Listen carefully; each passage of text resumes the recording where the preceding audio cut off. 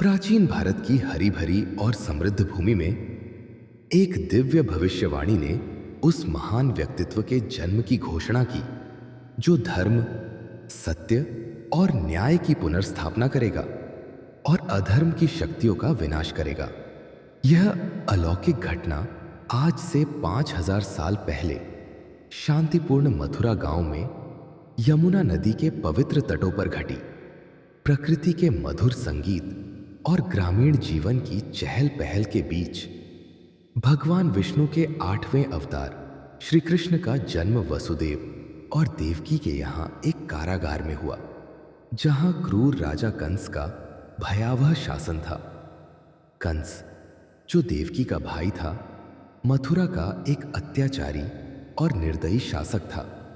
उसे एक भविष्यवाणी से डर था जिसमें कहा गया था कि देवकी का 8वां पुत्र उसके विनाश का कारण बनेगा। इसी डर के कारण कंस ने अपनी बहन और बहनोई को कैद कर दिया और उनके पहले 7 बच्चों को निर्दयता से मार डाला। लेकिन 8वें पुत्र के जन्म के समय एक अद्भुत चमत्कार हुआ। कारागार के पहरेदार गहरी नींद में सो गए और जेल के दरवाजे अपने आप खुल गए। वसुदेव दिव्य निर्देश के तहत नवजात श्री कृष्ण को यमुना नदी की उफनती लहरों के पार सुरक्षित गोकुल ले गए। गोकुल में श्री कृष्ण को उनके पालक माता पिता नंद और यशोदा ने प्रेम पूर्वक पाला। गोप गोपियों और हरे भरे चरागाहों की पास्टोरल सुंदरता के बीच उनका बचपन बीता। उनके बाल्यकाल की लीलाओं ने ग्रामीणों का दिल जीत लिया। उन्होंने अपनी असाधारण शक्ति और दिव्य चमत्कारों से सभी को चकित कर दिया, जैसे कि गोवर्धन पर्वत को उठाकर इंद्र के क्रोध से बचाना और यमुना के जल को विषाक्त करने वाले कालिया नाग का दमन करना। जैसे जैसे श्री कृष्ण बड़े हुए, उनकी बाल सुलभ चंचलता गहरी आध्यात्मिकता में बदल गई। उनकी बांसुरी की मनमोहक धुन ने गोपियों के, विशेषकर राधा के हृदय को मोह लिया। राधा और श्री कृष्ण का प्रेम, जिसे अनेक गीतों और शास्त्रों में वर्णित किया गया है, आत्मा और परमात्मा के मिलन की प्रतीक है।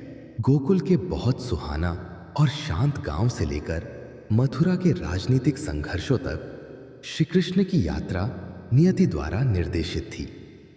अंततः वे मथुरा लौटे, जहां उन्होंने कंस का सामना किया और उसे पराजित किया। इस प्रकार उन्होंने अपने माता पिता को मुक्त किया और राज्य में शांति बहाल की।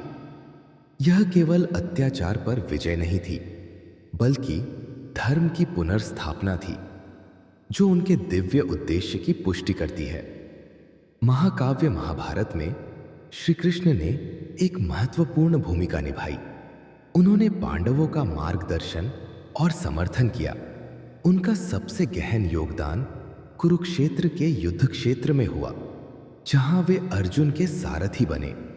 संकट की उस घड़ी में श्री कृष्ण ने अर्जुन को पवित्र भगवत गीता का उपदेश दिया, जो कर्तव्य, धर्म और भक्ति के शाश्वत सिद्धांतों का अमर ग्रंथ है।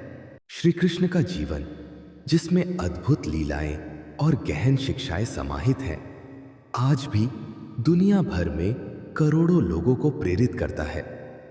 उनका संदेश समय से परे है, जो प्रेम, करुणा और आध्यात्मिक ज्ञान की खोज पर जोर देता है। उनका जीवन उनके चमत्कारिक जन्म से लेकर एक दिव्य मार्गदर्शक और रक्षक के रूप में उनकी भूमिका तक धर्म और भक्ति के मार्ग की तलाश करने वालों के लिए आशा और आध्यात्मिक प्रकाश का प्रतीक है। श्री कृष्ण की दिव्य कथा उनके जीवन के विभिन्न पहलुओं के माध्यम से हर व्यक्ति के लिए प्रेरणा और आध्यात्मिक जागरण का मार्ग प्रशस्त करती है। गोकुल और मथुरा की घटनाओं के बाद उनका जीवन द्वारका में नए अध्याय में परिवर्तित हुआ। कंस के अंत के बाद श्री कृष्ण ने यदुवंशियों के संरक्षण और एक आदर्श राज्य की स्थापना के लिए द्वारका नगरी का निर्माण किया। यह नगरी समुद्र तट पर एक अद्भुत स्थान थी, जो उनकी राजकीय और आध्यात्मिक शक्तियों का प्रतिबिंब थी।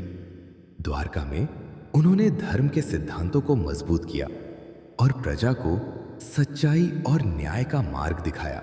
महाभारत के युद्ध में श्री कृष्ण ने केवल एक मार्गदर्शक के रूप में नहीं, बल्कि सत्य और धर्म के रक्षक के रूप में अपनी भूमिका निभाई।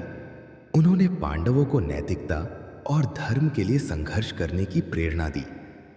उनका उपदेश भगवत गीता न केवल अर्जुन को उसके कर्तव्य का बोध कराता है, बल्कि यह पूरे मानवता के लिए जीवन का एक सार्वभौमिक मार्गदर्शक ग्रंथ बन गया। युद्ध के दौरान और उसके पश्चात श्री कृष्ण ने यह स्पष्ट किया कि सत्य की रक्षा के लिए न केवल शक्ति, बल्कि धैर्य, करुणा और समर्पण भी आवश्यक है। श्री कृष्ण का जीवन एक संदेश है कि प्रेम, करुणा और भक्ति से जीवन में किसी भी कठिनाई का सामना किया जा सकता है। उनकी लीलाएं और शिक्षाएं, चाहे गोपियों के साथ उनके प्रेम भरे संवाद हों या युद्ध क्षेत्र में दिए गए उनके गहन उपदेश, यह बताती हैं कि जीवन का उद्देश्य केवल सांसारिक सुख नहीं है, बल्कि आत्मा के विकास और परमात्मा के साथ मिलन की खोज है।